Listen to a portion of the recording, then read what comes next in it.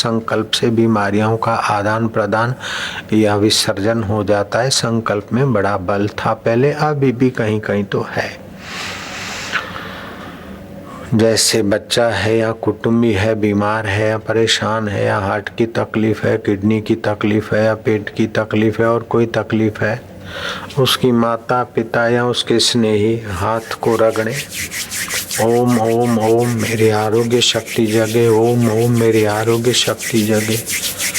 फिर वहाँ उसको हाथ की हथेली से आपने सूक्ष्म तरंग दो, उस रोगी को आराम मिलेगा। आपका संकल्प और आपके तरंग काम करेंगे। एकांतवास से, मौन से शक्तियों का संचय होता है। अभी हम यहाँ से गए तो कमरे में पहले तो जो लोग बैठे थे 2 मिनट 3 मिनट मिले, फिर हम अपने कमरे में गए। 3-4 घंटे, 4 घंटे तो नहीं, करीब 3-2.5 घंटे हम अपने कमरे में बिल्कुल एकांत में चुप, अपने को जो करना था उसमें। बाद में 4 बजे करीब जलपान किया, नाश्ता जैसा किया, 4:15 4:30 हुए, फिर लोगों से मिलते हुए 4:45 कुटिया से निकले। तो एकांत में आपकी आत्म ऊर्जा की कमाई होती है। मौन, एकांत और जप। अधिक परिश्रम करके अपने को सताओ नहीं, अधिक भोग भोग कर अपने को काम, क्रोध और लोभ के नरक के द्वारों में धकेलो मत। भगवान कहते हैं त्रिविधम नरकस्य द्वारम नाशन आत्मनः काम क्रोधस तथा लोभस तस्मात् मेतत् त्रयम् त्यजेत। काम, क्रोध और लोभ ये 3 प्रकार के नरक के दरवाजे हैं। जीवात्मा का पतन करने वाले ये महावैरी हैं, महाशत्रु हैं। इसलिए इन तीनों का त्याग करके मुझ चैतन्य के सुख में, शांति में आओ। अधिक परिश्रम भी न करो, अधिक आलसी भी न बनो। अपने को परमात्मा में विश्रांति दिलाने का अभ्यास सीखो। आप तो प्रसन्न रहेंगे, आप अमृत की खान होंगे। आपकी वाणी और आपकी निगाहें भी वातावरण में परम सात्विक अमृत बरसा देगी। एकांतवास, लघु भोजन, कम देखना, कम बोलना, कम सुनना, कम खाना, कम सोना, बाकी का समय स्वास्थ्य को संभालते हुए सुमरण में, ध्यान में रखते। उपवास भी बड़े गहरे किए। तो उस प्रकार की शारीरिक तपस्या, मानसिक तपस्या, वाचिक तपस्या, वाणी से किसी को कुछ दुख न देना, कुछ झूठ न बोलना, ये वाणी की तपस्या। वाणी की तपस्या का भी बड़ा प्रभाव पड़ता है।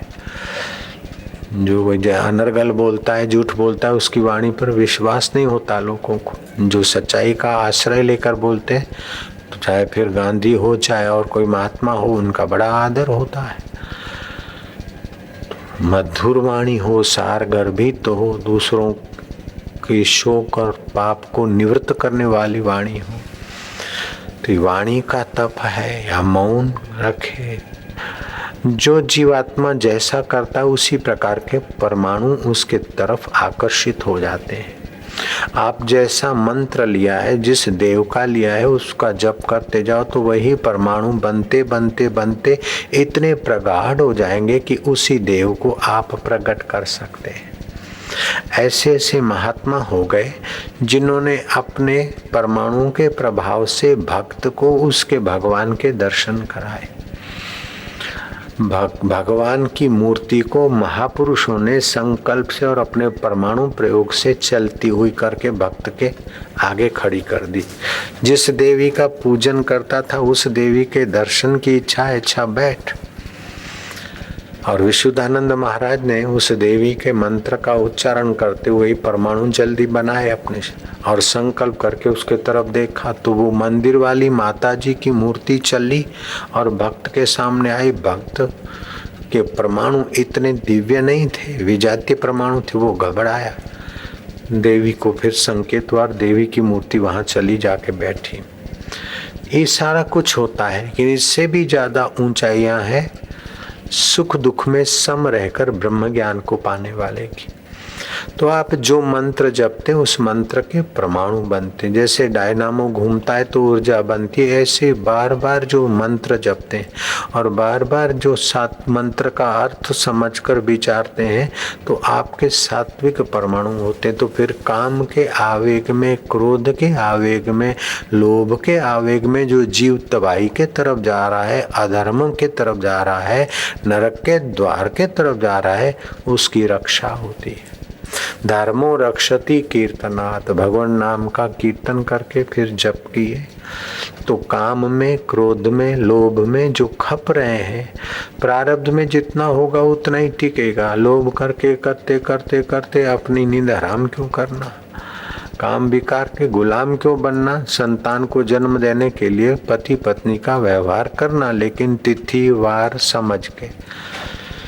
अमावस्या, पूनम, अष्टमी, इन दिनों में काम उपभोग करने से शरीर पर बहुत बुरा असर पड़ता है। और बच्चा अगर गर्भाधान रह गया तो बच्चा विकलांग पैदा होता है। सारी जिंदगी बच्चे को और माँ बाप को पछताना पड़ता है, दुखी होना पड़ता है।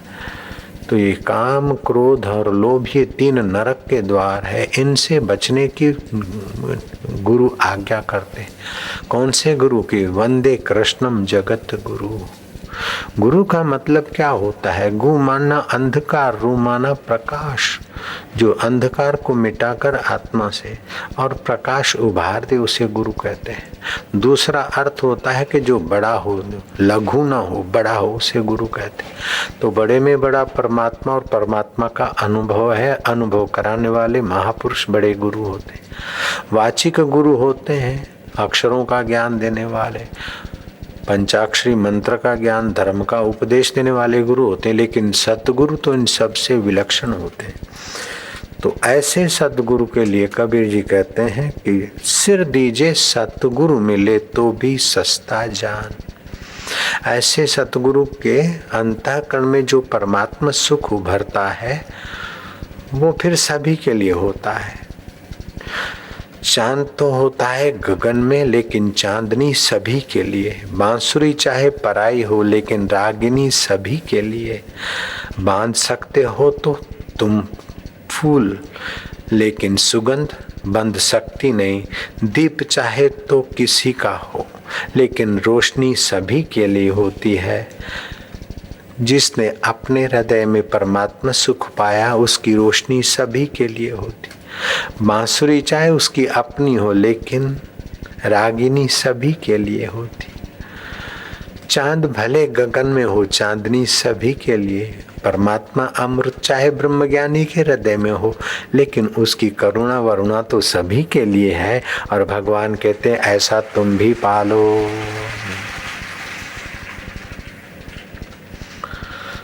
वो पाने के लिए गुरबाणी कहती है साधो मन का मान त्यागो। मैं धनी हूँ, मैं दुखी हूँ, दुख के भोगता मत बनो। मैं सुखी हूँ, संसारी चीजें पाकर अपने को सुख का गुलाम मत बनाओ। मैं दुखी हूँ, मैं सुखी हूँ, मन का मान त्यागो।